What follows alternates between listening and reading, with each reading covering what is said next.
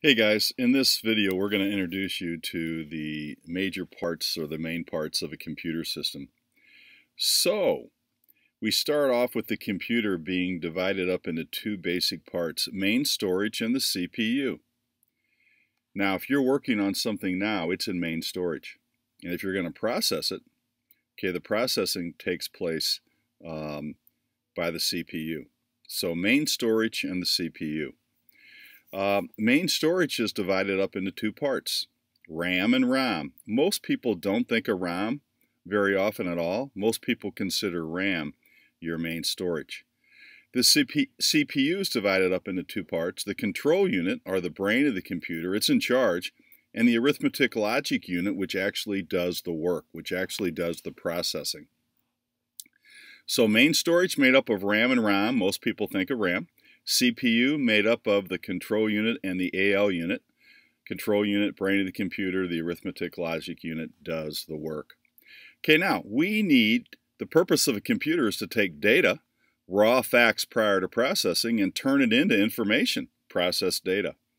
An example of data might be a sales invoice. When a salesman makes a sale, he writes up the order.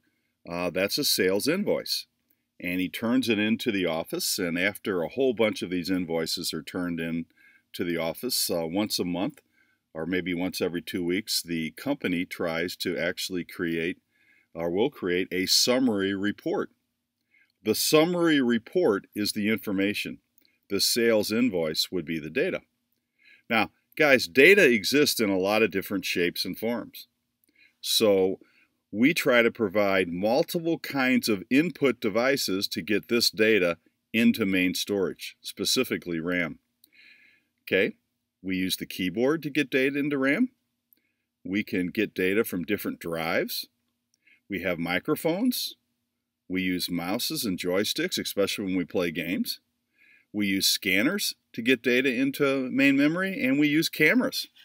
I know a lot of times when I'm doing hitting video analysis, I'll use a camera to get the hitter's swing into the computer so I can analyze it.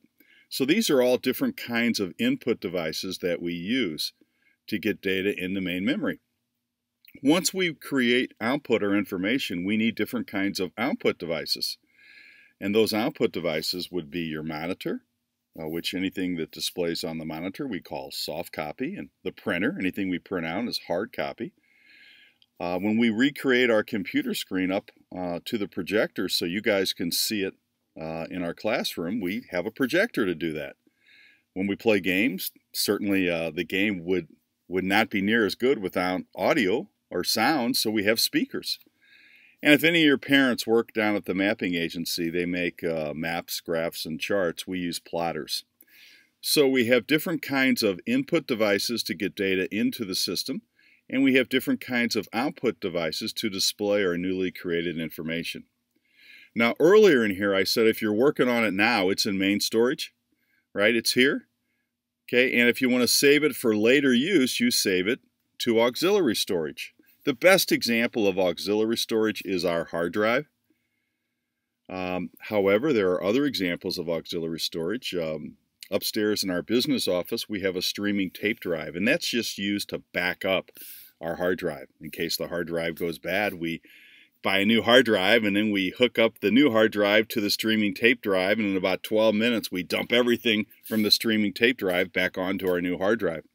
You guys probably won't use much when it comes to a streaming tape drive. Some people use DVD as auxiliary storage. You can, I don't. Some people buy an external hard drive, okay, and use it for auxiliary storage. Some people use flash drives, memory cards. Some people use the cloud.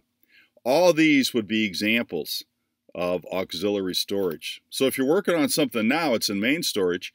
If you want to save it for use later on, it's going to go to auxiliary storage. Most everybody today is connected to the internet. We have some type of modem or device that allows us to connect out to the internet, and we use that for communication. And also, we need to think of the computer as not only a tool for communication, but a tool for productivity. So in the old days, okay, that's what the computer did. It produced spreadsheets. It produced word processing documents. We used it to create documents, productivity. Today we use the computer for productivity and communication. Okay, I hope this helps.